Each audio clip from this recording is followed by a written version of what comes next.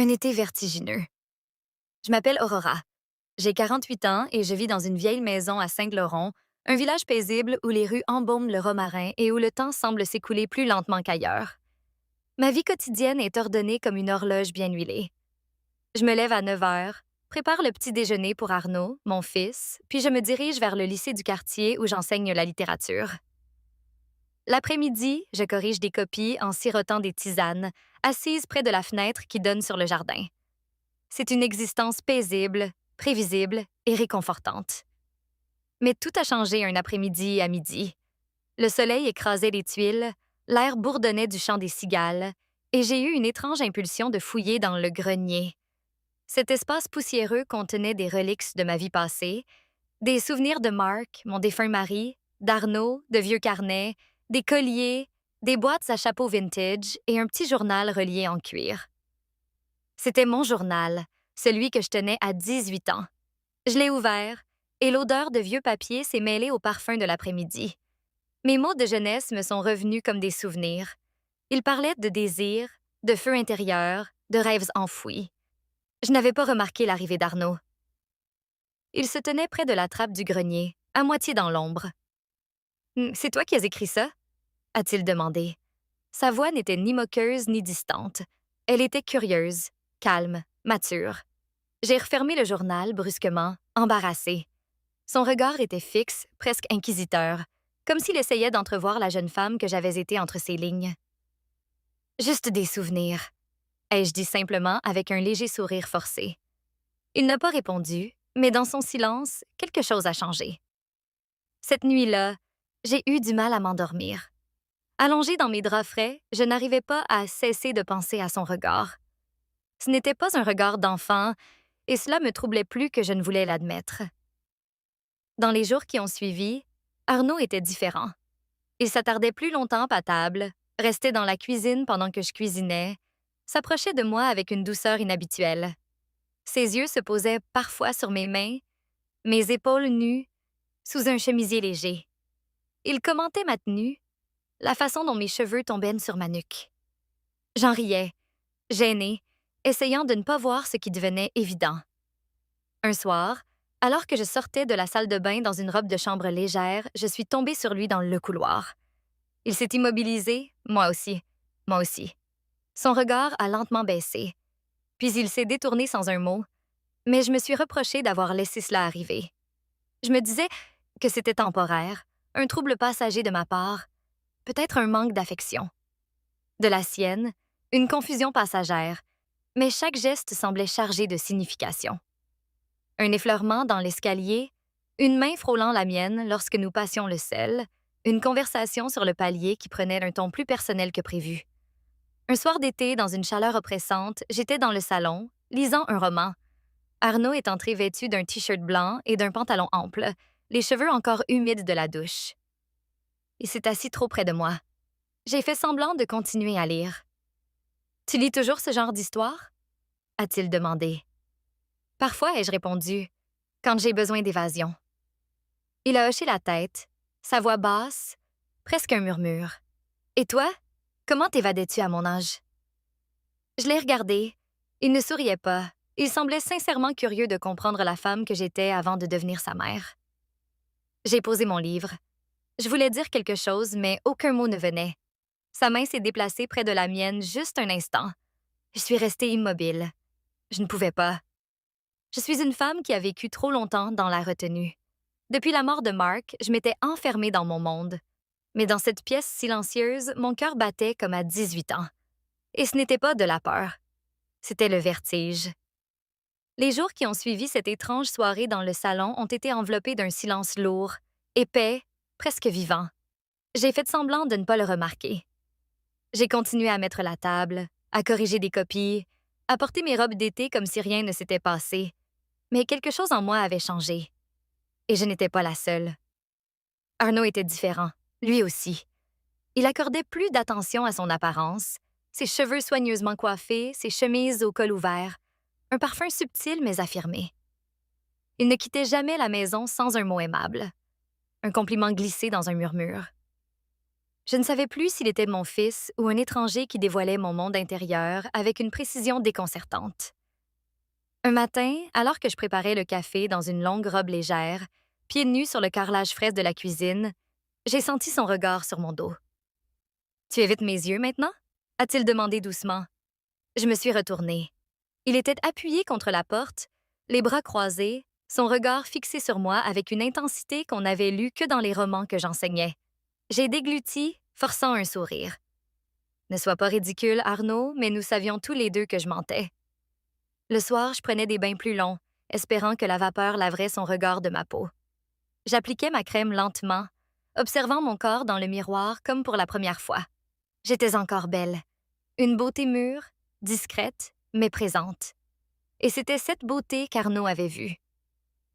Un soir d'orage, la pluie fouettait les vitres et le tonnerre secouait les murs de la maison. Je lisais sur le canapé, une lampe tamisée à mes côtés. Arnaud est entré silencieusement, vêtu d'un sweat à capuche humide, les cheveux ébouriffés. Il s'est approché et s'est assis lentement comme s'il attendait que je dise quelque chose. Je suis restée silencieuse. Il a tendu la main, la déplaçant doucement près de la mienne. Il n'a rien dit. Il a attendu et je n'ai pas retiré ma main. J'ai cru qu'il allait peut-être s'approcher, mais au lieu de cela, il a déposé une douce marque d'affection sur ma tempe. Un geste de pureté, et pourtant brûlant d'implications tacites. Cette nuit-là, je n'ai pas dormi. J'ai fixé le plafond, le cœur battant, submergé par 1000 pensées contradictoires. Était-ce ma faute? Avais-je ouvert une porte que je n'aurais jamais dû entr'ouvrir? Ou cherchait-il une tendresse que le monde extérieur lui refusait? Je ne savais plus. Puis il y a eu cet instant, un moment suspendu. J'étais en train de ranger la bibliothèque du salon, debout sur une chaise, vêtue d'une jupe mi-longue et d'un chemisier blanc à boutons de perles. Arnaud est entré et m'a regardé en silence. J'ai perçu sa présence contre mon bras. « Tu étais différente avant », a-t-il dit soudainement. « Dans le journal, tu étais libre. » Je me suis tournée, surprise par sa sincérité. « Et maintenant ?» ai-je demandé. Il a haussé les épaules, son regard sombre. « Maintenant, tu fais semblant. » Ces mots m'ont frappé comme une gifle douce, mais une gifle quand même. Il voyait au-delà des gestes, au-delà des murs. Il voyait ce que même moi je refusais d'admettre. J'étouffais dans cette routine, dans cette vie. Je suis descendue de la chaise. Nos corps étaient proches, trop proches. Ce n'est pas un jeu, Arnaud, ai-je dit. Je ne joue pas. Je me suis dirigée vers ma chambre. Mon souffle était court comme si j'avais franchi un seuil invisible, et pourtant, rien de répréhensible ne s'était produit. Juste des mots, des regards, de la tension. Mais parfois, c'est ce qui n'est pas dit qui crie le plus fort. Ce dimanche-là, j'ai porté une robe que je n'avais pas mise depuis des années. Une robe rouge, simple mais flatteuse. Son tissu fluide épousait mes courbes sans trop en révéler. Je l'avais trouvée en triant de vieilles boîtes en acier dans ma chambre. Une impulsion m'avait poussée à la porter. Devant le miroir, je me suis étudiée. La robe glissait légèrement de mes épaules sous le soleil de juillet et bougeait à chaque pas. J'ai attaché mes cheveux en un chignon lisse, mis de petites boucles d'oreilles en perles et appliqué du rouge sur mes lèvres. Ce n'était pas pour plaire ou séduire. C'était pour exister. Arnaud est descendu plus tard, un livre à la main. Quand il m'a vue dans la robe, il s'est arrêté net. Je l'ai vu. Son regard a balayé de mes chevilles à mon cou dans un coup d'œil rapide mais précis. Puis il a baissé les yeux presque respectueusement. « Tu as l'air élégante », a-t-il dit calmement. « C'est dimanche », ai-je répondu, mais ce n'était pas une réponse. Nous déjeunons dans le jardin. La lumière filtrait à travers les rideaux de la véranda. Le parfum du thym et du pain frais emplissait l'air. Mais sous la table, nos jambes se sont parfois frôlées. Je ne sais pas si c'était intentionnel, mais je n'ai pas bougé la mienne. Nos conversations étaient douces, lentes, comme si le monde extérieur n'existait plus. Il a parlé de musique classique, de sa découverte du violoncelle en autodidacte. J'ai parlé de poètes oubliés, de souvenirs universitaires. Nous étions deux solitudes qui se reconnaissaient. Cet après-midi-là, je me suis assoupie sur le canapé, un livre à la main. Le tissu de ma robe avait glissé, laissant mon épaule exposée. Quand je me suis réveillée, Arnaud était là, assis par terre, le dos contre le mur. Il me regardait, ne disait rien. Il s'est levé, a marché lentement vers moi et du bout des doigts, a ajusté doucement ma robe, couvrant mon épaule nue. Ce geste simple, tendre, retenu, m'a transpercée. J'ai fermé les yeux et les laissé faire. Ce soir-là, dans ma chambre, je me suis glissée lentement entre mes draps.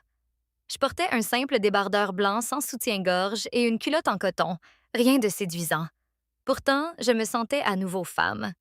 J'ai pensé à ses mains, à sa voix, à ce battement dans mon ventre que je n'avais pas perçu depuis des années. Le lendemain matin, il pleuvait. La maison était baignée d'une lumière grise. Alors que je préparais le petit déjeuner, Arnaud est entré pieds et nus, vêtu d'un pull oversize. Il s'est tenu derrière moi sans un mot. Je pouvais sentir sa présence. Il a posé une tasse à côté de la mienne, ses doigts sont effleurés les miens. « Tu n'as pas froid? » a-t-il demandé doucement. J'ai secoué la tête, mais j'avais la chair de poule. Il a reculé sans insister davantage. Cette danse silencieuse devenait plus réelle, plus forte que les mots, plus forte que la morale. Nous n'étions pas. Et pourtant, tout en nous criait que nous l'étions déjà. Un soir, alors que je prenais des draps propres dans la machine à laver, j'ai trébuché légèrement. Arnaud était là. Il m'a rattrapé avant que je ne perde l'équilibre, son bras autour de moi, mon visage contre lui. Je n'ai pas bougé, pas tout de suite. Il n'a pas lâché prise, mais mon silence était un consentement. L'été refusait de finir. Les jours s'étiraient comme du miel, collant à ma peau, ralentissant le temps. Chaque rayon du soleil, chaque silence devenait plus lourd. La maison est devenue un cocon, une bulle à l'écart du monde. Arnaud était partout. Je le voyais dans les couloirs, parfois torse nu, une serviette autour de la taille, les cheveux humides. Je feignais l'indifférence, mais mon regard me trahissait une seconde de trop avant de se détourner. Il me regardait aussi avec une patience troublante et une attention presque dévouée. Il connaissait mes habitudes, anticipait mes gestes. Il posait une tasse de thé avant que je ne puisse la demander. Il ouvrait les volets à l'heure exacte où j'aimais la lumière. Et parfois, il me regardait comme s'il me lisait, comme s'il avait lu ce vieux journal. Un après-midi, je portais une longue robe en lin fluide, blanche et sans manches. Je marchais pieds nus dans la maison, un livre à la main, les cheveux lâchés. Je sentais le sol frais sous mes orteils, le tissu frôlant mes genoux à chaque pas. Arnaud était sur le canapé, à moitié en train de lire, absorbé, mais pas distrait. Il a levé les yeux. Je me suis figée un instant. « Tu es belle comme ça », a-t-il murmuré. J'ai ri nerveusement. « Tu dis ça souvent ces derniers temps, ce n'est pas une habitude », a-t-il dit. « C'est un fait. » Je n'ai pas répondu. Je me suis dirigée vers la cuisine, mais je pouvais encore percevoir ses yeux sur mon dos. Ce soir-là, j'étais dans la salle de bain, assise sur le bord de la baignoire, appliquant de la crème parfumée à la lavande. Mes mouvements étaient lents, presque rituels, une façon de me reconnecter au corps que j'avais négligé si longtemps. Je n'avais pas complètement fermé la porte par accident, je pense, ou peut-être pas. Arnaud est passé dans le couloir. Il a marqué une pause. J'ai entendu une brève inspiration. Puis il s'est éloigné sans un mot. Mais dans ce moment de silence, j'ai tout entendu. Un matin, alors que je préparais le petit déjeuner, j'ai oublié de mettre une robe de chambre. Je portais une chemise en coton amble qui laissait deviner mes courbes sans les exposer. Arnaud est entré. Je me suis tournée par réflexe. Nos yeux se sont rencontrés. Il n'a pas détourné le regard. J'étais vulnérable, pas nue, mais visible. Je n'étais pas sûre que cela me dérangeait. Nous sommes allés nous promener en fin d'après-midi, une habitude que nous avions prise sans en discuter. La lumière dansait à travers les oliviers. Nous marchions côte à côte, sans but. À un moment donné, il a tendu la main pour écarter une branche de mon chemin. Mes doigts ont frôlé les siens, un geste involontaire, fugace, mais qui m'a marqué toute la soirée. À la maison, je rangeais la bibliothèque. Il était assis par terre, feuilletant un vieux recueil de poésie. Il a lu à voix haute un passage de Berlin et mon âme pleure en secret. Je l'ai regardé, le cœur serré. « Te reconnais-tu dans ces poèmes? » ai-je demandé. Il a haussé les épaules. « Je crois que je me vois en toi. » Ça m'a coupé le souffle.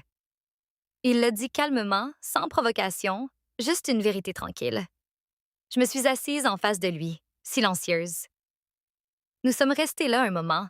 Pas d'éclat, pas de drame, juste une proximité dangereusement tendre. Ce soir-là, j'ai mis plus de temps à aller me coucher. J'ai rangé la cuisine, puis le salon, puis mes pensées. J'ai passé de longues minutes à choisir ma chemise de nuit. Ni trop modeste, ni trop suggestive, juste assez légère pour la chaleur, juste assez couvrante pour moi. Je me suis endormie tard, non pas paisiblement, mais dans un calme intense. Le lendemain matin, je l'ai trouvé déjà réveillé, appuyé contre la balustrade du balcon, regardant le lever du soleil. Il portait un peu la manche retroussée, les cheveux encore ébouriffés. Je me suis approchée et me suis arrêtée à 1 mètre. Qu'est-ce que tu regardes? Ai-je demandé. Toi, sans que tu t'en rendes compte, a-t-il dit sans se retourner. Je suis restée là à le regarder et pour la première fois, j'ai attendu. Août tirait à sa fin. Les jours raccourcissaient lentement et avec eux ma certitude de pouvoir continuer ainsi. La maison était devenue une cage dorée. Chaque pièce portait la trace de nos silences. Chaque objet, chaque meuble, chaque rideau semblait avoir été témoin d'un jeu trop subtil pour être nommé, trop intense pour être ignoré. Je ne dormais presque plus. Un soir, j'étais assise sur la terrasse, enveloppée dans un châle, mon corps niché dans le fauteuil. Il faisait frais. J'entendais Arnaud jouer quelques notes au piano, des accords suspendus comme notre quotidien. J'ai fermé les yeux comme si je flottais dans une bulle où le temps s'était arrêté. Il m'a rejointe plus tard, vêtue d'un simple pull gris, les cheveux encore humides. Il s'est assis à côté de moi sans parler. Le silence n'était plus gênant. Il était dense, vivant. « Tu penses à partir? » a-t-il demandé soudainement. J'ai légèrement tressailli, bégayé. « Pourquoi dis-tu ça? » Parce que je le perçois. Je n'ai pas répondu, mais il avait raison. Le lendemain, je suis allée en ville. J'avais besoin d'air. Je portais un pantalon beige, un chemisier léger, mes cheveux attachés en chignon. J'ai évité les regards, évité les rues où je risquais d'être reconnue. Au village, les gens parlaient. Le boulanger avait cessé de m'appeler par mon prénom. La voisine d'en face, autrefois si bavarde, faisait semblant de ne pas me voir. Il n'y avait aucune preuve, rien de visible, mais les gens perçoivent d'être les autres chuchotent, mentent et j'étouffais. Quand je suis revenue, la maison était silencieuse. Arnaud n'était pas là. Il avait laissé un mot sur la table, il était parti se promener. Il est revenu peu après. Son absence m'a frappée plus fort que prévu. Je me suis assise, tremblante, submergée par mes pensées. J'avais perdu le contrôle de moi, de lui, de tout. Et pourtant, je ne pouvais pas effacer ce que nous avions vécu, ce que nous vivions encore, même sans geste, même sans mots. Il est revenu au crépuscule. Son regard était fatigué, mais clair. « Tu n'allais pas bien aujourd'hui, » a-t-il dit. J'ai hoché la tête. « Mais tu manques signe même quand tu es là, » ai-je murmuré sans réfléchir. Il m'a regardé longuement, puis a reculé, non pas pour fuir, mais pour me laisser respirer. « Veux-tu arrêter ça maintenant? » a-t-il demandé. Je ne savais pas quoi répondre. Je voulais dire oui, mais ma gorge s'est serrée. Mes yeux brûlaient, et dans ce silence, une autre vérité a émergé.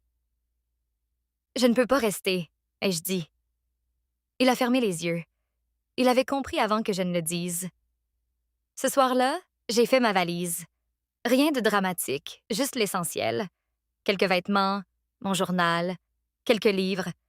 Je ne savais pas où j'allais, mais je savais que je devais partir. Pour lui, pour moi. Il est entré dans ma chambre alors que je rangeais une paire de boucles d'oreilles. « Reviendras-tu? » a-t-il demandé. « Peut-être, » ai-je dit. Quand ce ne sera plus le vertige, il s'est approché. Il a pris ma main dans la sienne. Plus de mots, juste une main pleine de tout ce que nous n'avions jamais osé dire. J'ai quitté la maison à l'aube. Le ciel était rose, la route déserte, le silence assourdissant. Y a-t-il autre chose que je peux faire pour vous? Peut-être commenter l'évolution des personnages dans cette version française? Tu te retires. Il ne l'accusait pas. Il était simplement honnête. Et cette honnêteté libéra quelque chose en elle. « Je veux te faire confiance, Farcy d'ici, dit-elle. Mais je ne sais pas comment. » Jake tendit la main et la prit doucement. « Alors ne te presse pas. Laisse-moi être là. Laisse-moi te le montrer. » Ses doigts se refermèrent autour des siens, pas serrés, pas exigeants, simplement chauds et fermes. Claire regarda leurs mains jointes puis dans ses yeux. Elle pouvait le voir. Il pensait chaque mot. Peut-être que ce n'était pas une promesse pour toujours.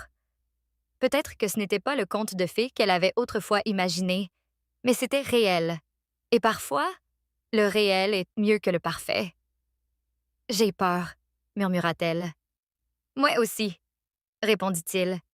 Mais ça ne veut pas dire que ça n'en vaut pas la peine. Dehors, la pluie continuait de tomber. À l'intérieur, Claire inspira lentement, puis hocha la tête. Pas un grand hochement, juste assez. Ils ne s'embrassèrent pas. Pas encore. Il y avait trop entre eux pour précipiter ce moment. Au lieu de cela, ils restèrent là main dans la main, entourés par la lumière douce de la librairie et le son de l'averse. C'était silencieux. Mais dans ce silence, tout changea. Ce soir-là, alors que Claire fermait la boutique, Jake l'accompagna chez elle. Ils ne parlèrent pas beaucoup, partageant simplement ce genre de silence qui semble sûr, réconfortant. À sa porte, il ne demanda pas à entrer. Il dit simplement « Bonne nuit » et laissa ses doigts reposer doucement sur sa joue un instant avant de retourner sous la pluie. Claire resta longtemps dans son entrée après son départ, serrant le marque-page sculpté dans sa main. « Reste ». Le mot résonna en elle, plus fort que le tonnerre dehors. Et pour la première fois depuis des années, elle se permit de croire que peut-être quelqu'un resterait. Les jours qui suivirent semblèrent différents, plus doux, plus chaleureux. Claire se réveillait en pensant à Jake et s'endormait avec sa voix dans la tête. Ils ne mirent pas de nom sur quoi que ce soit. Il n'y eut pas de grandes discussions sur ce que c'était ou où cela menait, mais quelque chose de réel avait commencé entre eux. Chut! Quelque chose de silencieux et d'attentif, comme le début d'un nouveau chapitre. Jake venait toujours à la librairie la plupart des soirs. Parfois, il apportait du café, d'autres fois juste lui-même. Il parlait, riait, partageait des silences qui n'étaient plus gênants. Il lui montra les photos de l'atelier de menuiserie qu'il avait installé dans le garage d'un ami en périphérie de la ville. Il construisait une table à manger pour une famille qui avait tout perdu dans un incendie. Ils veulent quelque chose qui ressemble à nouveau à une maison, avait-il dit. Claire adorait l'écouter parler de son travail. Ce n'était pas juste un homme qui construisait des choses. Il mettait du soin dans chaque courbe du bois, chaque angle, chaque clou. Ses mains racontaient des histoires même quand sa bouche ne le faisait pas. Un après-midi, alors qu'ils étaient assis ensemble sur le sol de la librairie à trier une caisse de livres de poésie donnée, Claire le regarda. « Il t'arrive de souhaiter avoir des racines quelque part? » demanda-t-elle. Jake fit une pause. Ses mains reposaient sur un exemplaire usé de Robert Frost. « Parfois. Mais les racines signifient des responsabilités. Ça veut dire que tu dois rester même quand les choses deviennent difficiles. »« Et ça te fait peur? » demanda-t-elle gentiment. « J'ai peur de me tromper, » dit-il. « De blesser quelqu'un, de faire des promesses que je ne peux pas tenir. » Claire hocha la tête, comprenant plus qu'elle ne voulait l'admettre. « Moi aussi. » Jake tendit la main vers la sienne. Il ne la serra pas. Il la tint juste légèrement, comme pour lui rappeler qu'il était là. Alors que la journée se déroulait, ils commencèrent à planifier comment ils continueraient à nourrir leurs liens tout en laissant de l'espace aux amitiés et aux connexions sociales, comprenant que les limites, le respect et la transparence les guideraient à travers les complexités sans menacer leur engagement. Emma suggéra peut-être d'inviter à nouveau Lisa et Mark, non pour des sous-entendus ou du drame, mais pour profiter de la compagnie des autres d'une manière légère et sociale, et Jake accepta, sentant confiant qu'ils pouvaient en gérer les émotions de manière responsable tout en chérissant leur relation. Ils passèrent l'après-midi à rire de petits contretemps, à partager des souvenirs des nuits précédentes et à se taquiner doucement. Et dans ces moments, ils réalisèrent que l'excitation et la tension avaient fait finalement renforcer leur connexion plutôt que de l'affaiblir. Le soir, le couple alla se promener dans le parc voisin, main dans la main, réfléchissant à la confiance, à l'amour et à la beauté de l'honnêteté émotionnelle, reconnaissant que l'expérience leur avait rappelé pourquoi ils se valorisaient tant mutuellement et à quel point leur lien était résilient. Les conversations glissèrent vers des rêves pour l'avenir, des espoirs de voyage, des projets communs et des moments calmes de proximité, et chaque mot, chaque rire, chaque geste renforça la sécurité émotionnelle qu'ils connaissaient l'un avec l'autre, tempérés par la conscience de leur complexité humaine et de l'inévitabilité de la curiosité et de la connexion avec les autres. Ils reconnurent que les émotions pouvaient être intenses, déroutantes et même excitantes. Pourtant, la force de leur amour résidait dans la communication, la transparence et une volonté de confronter les choses plutôt que de les réprimer.